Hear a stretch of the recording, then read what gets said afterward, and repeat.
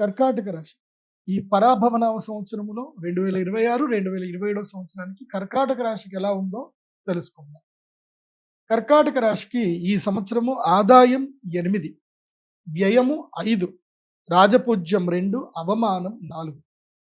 కర్కాటక రాశి వారికి ఈ సంవత్సరము 60% నెగిటివ్, 40% పాజిటివ్ ఉంది. ఆదాయము 8 ఉంది, అంటే ఇన్ఫినిటీ, ఎంత వస్తుందో అంత వెళ్ళిపోతుంది, సంపాదిస్తారు, అలాగే ఖర్చు అయిపోతుంది. సంవత్సరం మొదల్లో ఎంత ఉంటుందో సంవత్సరం ఎండ్ అయిపోయేసరికి మళ్ళీ వచ్చేవుగా చూసుకునేసరికి మీ ఖాతా బుక్ అంతే ఉంటుంది. పెద్దగా లాభాలు ఏముండవు, వచ్చినట్టుగా ఖర్చులు కూడా అయిపోతాయి. ముఖ్యంగా ఈ సంవత్సరము కర్కాటక రాశి వారు శుభకార్యాలు చేయండి, వివాహాలు చేసుకునే ప్రయత్నం చేసుకోండి, శుభకార్యాలు చేయండి, భోగాలు అనుభవించండి, చక్కగా దేశ సంచారం చేయండి, రీసెర్చ్లు ఎక్కువగా చేయండి, కానీ పెట్టుబడులు పెట్టండి.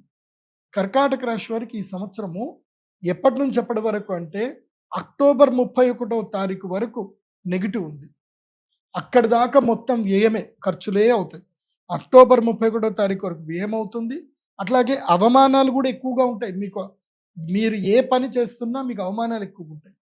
ముఖ్యంగా పుష్యమి నక్షత్ర జాతకులు ఏంటంటే మీరు ఎవరి మాటలు వినకండి. ఈ పుష్యమి నక్షత్ర జాతకులు ఏంటంటే గాలికోయేటువంటి వాటిని మీరు తగిలించుకుంటారు. ఏమీ చేయకండి, ప్రశాంతంగా ఉండండి. తిన్నామా, పడుకున్నామా, తెల్లారిద్దా, నీ గురించి నువ్వు ఆలోచించు. ఎంత సంతోషంగా ఉండాలో, ఏ పని చేస్తే నువ్వు హ్యాపీగా ఉంటావు. టూర్ వెళ్తావా వెళ్ళు, చదువుకుంటావా చదువుకో, ఏమైనా ఇష్టమైంది తింటావా తిను, కానీ ఇతరుల జోలికి వెళ్ళదు. ఇతరులతో ఏ పంచాయతీని పెట్టుకోకండి. వాళ్ళతో కలిసి ఏదో చేద్దామని మాత్రం అనుకోకండి. మీకు రెండో వ్యక్తి వల్ల ఇబ్బంది కలుగుతుంది. అది ఎవరైనా సరే రెండో వ్యక్తి ప్రమేయం లేకుండా సింగిల్ జర్నీ చేయండి. ఈ సంవత్సరం అంతా సింగిల్ జర్నీ కర్కాటక రాశికి. ఎప్పటి వరకు? అక్టోబర్ 31 వరకు. అక్టోబర్ 31 తర్వాత గురుడు అతిచారుడయ్యి మీ జాతకంలో ఏమవుతున్నాడు అంటే మంచిగా మీకు ద్వితీయ స్థానం లోపలికి, సింహరాశి లోపలికి ప్రవేశిస్తున్నాడు. దీనితో అక్టోబర్ నుంచి జనవరి వరకు మీకు మంచి టైం ఉంది. ఆ టైంలో ఏదైనా ఉంటే పెట్టుబడులు పెట్టుకోవడమా, లేకపోతే ఏదైనా కొత్త వ్యాపారం చేయడమా, విదేశాల కంటే ఎవరైనా అమెరికా కానీ ఎక్కడికైనా వెళ్ళి ఉద్యోగాలు చేద్దాం అనుకున్నా, విదేశాలకు వెళదాం అనుకున్నా, ఎస్, మీరు నవంబర్, డిసెంబర్, జనవరిలో ప్రయత్నాలు చేస్తే సఫలీకృతులు అవుతారు. ఆ 3 నెలల కాలం మీకు లక్కీయెస్ట్ టైం ఉంటుంది. అక్కడనే మీకు లక్కీ టైం. మళ్ళీ స్టార్ట్ అయిపోతుంది. ఏడుస్తారు, కన్నీళ్ళు పెట్టుకుంటారు, బాధపడతారు. మీరు ఎంతవరకైతే ఇతరుల మీద ఎక్స్పెక్టేషన్స్ పెట్టుకుంటారో అంత మిమ్మల్ని ఇబ్బంది పెడతాం. కాబట్టి కర్కాటక రాశి వారు ఈ సంవత్సరం ఈ 3 సూత్రాలని మీ ఇంట్లో అద్దం మీద రాసుకోండి. రోజు అద్దం చూసుకుంటారు కదా, కాబట్టి అక్కడ రాసుకోండి. డోంట్ ఎక్స్పెక్ట్ ఎనీథింగ్, ఎవరి నుంచి ఏది ఎక్స్పెక్ట్ చేయకండి. Accept the life as it is. Life ఎలా ఉందో దాన్ని అలా యాక్సెప్ట్ చేయండి. ప్రతిరోజు కొత్త విషయాలు నేర్చుకోండి. వేరే వాళ్ళ మీద డిపెండ్ అవ్వకండి. మీకు మీరుగా ఏదైనా సాధించే ప్రయత్నం చేయండి, ఏదైనా నేర్చుకోండి. ఇంతే. సంపాదన మీదనే ఎక్కువగా ఫోకస్ చేయండి, కొత్త పెట్టుబడులు పెట్టొద్దు. అండ్ ఎవరైనా ఏదైనా సరే మోసపోయే అవకాశం ఎక్కువ ఉంటుంది. ఎందుకోసమంటే మీకు ఈ జూన్ వరకు ద్వాదశ గురుడు ఉన్నాడు కాబట్టి మోసపోతారు, ఖర్చులు అయిపోతాయి, ఉన్న డబ్బులన్నీ పోతాయి, మిమ్మల్ని శారీరకంగా దోచుకుంటారు, మానసికంగా మిమ్మల్ని ఇబ్బంది పెడతారు, ఆర్థికంగా మీ దగ్గర ఉన్నాయన్నీ కూడా దోచుకుంటారు. కాబట్టి ఇతరుల మీద డిపెండ్ అవ్వకండి, అత్యాశకి వెళ్ళకండి. కర్కాటక రాశి వారు వీళ్ళకి ఈ సంవత్సరము చాలా మిశ్రమ ఫలితాలు ఉన్నాయి. ఒక 3 నెలలు మాత్రమే మంచి టైం ఉంది, అది కూడా నవంబర్, డిసెంబర్, జనవరి. అందుకే నేను కర్కాటక రాశి వారికి చెప్పేది ఏంటంటే మీరు ధనత్రయోదశి డేట్ని నోట్ చేసి పెట్టుకోండి.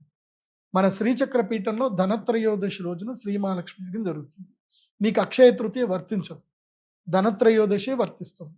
అక్షయ తృతీయ టైంకి చక్కగా మీరు టూర్ వెళ్ళరండి. బద్రీనాథ్, కేదార్నాథ్, యమునోత్రి, అట్లా ఏదైనా సరే ద్వాదశ జ్యోతిర్లింగాలు, సోమనాథ్, నార్త్ ఇండియా టూర్ కొట్టరండి. కానీ మాత్రం మీకు అక్షయ తృతీయ తర్వాత కొన్ని ఇబ్బందులు మొదలవుతాయి. దైవారాధన చేస్తే ఆ ఇబ్బందులు రావు. మీకు ఇష్టం, మీరు అటెండ్ అవుతారంటే అక్షయ తృతీయ అటెండ్ అవ్వండి. కానీ నేను ప్రిఫరబుల్లీ లక్ టైం ఎప్పుడైతే ఉంటుందో ఆ టైంలో దైవంని మనము వశం చేసుకోవాలి. మీకు ధనత్రయోదశి లక్ టైం, అంటే దీపావళి ముందు వచ్చేటువంటి ధనత్రయోదశి రోజున శ్రీ మహాలక్ష్మి యాగం చేసుకోండి. అక్కడి నుంచి 3 నెలల్లో మీరు ఏం చేసినా పట్టిందల్లా బంగారం. అది బాగా గుర్తుపెట్టుకోండి. కాబట్టి కర్కాటక రాశి వారు ఈ సంవత్సరం ఏందంటే శుభకార్యాలు ఏమైనా ఉంటే చేసుకోండి. శుభకార్యాల నిమిత్తం ఎంతైనా ఖర్చులు పెట్టండి. అవి మీకు లాభదాయకంగా ఉంటుంది. కానీ వ్యాపార నిమిత్తం గానీ, పెట్టుబడుల నిమిత్తం గానీ, షూరిటీ లేని సంతకాలు గానీ ఏవీ చేయకూడదు. దేని జోలికి వెళ్ళకూడదు. అది బాగా గుర్తుపెట్టుకోండి. తర్వాత విద్యార్థులకు మంచి ఫలితాలొస్తాయి.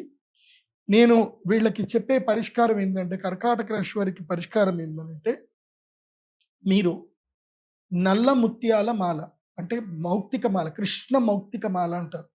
ఇది వేసుకోవాలి. ఎందుకోసమంటే, ఈ సంవత్సరం మీరు విపరీతంగా చంచలంగా ఉంటారు. విపరీతమైనటువంటి అలజడి ఉంటుంది కాబట్టి, కృష్ణ మౌక్తిక మాల ఇది నల్ల ముత్యాలు, ముత్యాలు తెల్లవి వేసుకోవద్దు, నల్లవి వేసుకోవాలి. నల్ల ముత్యాల మాల వేసుకోండి.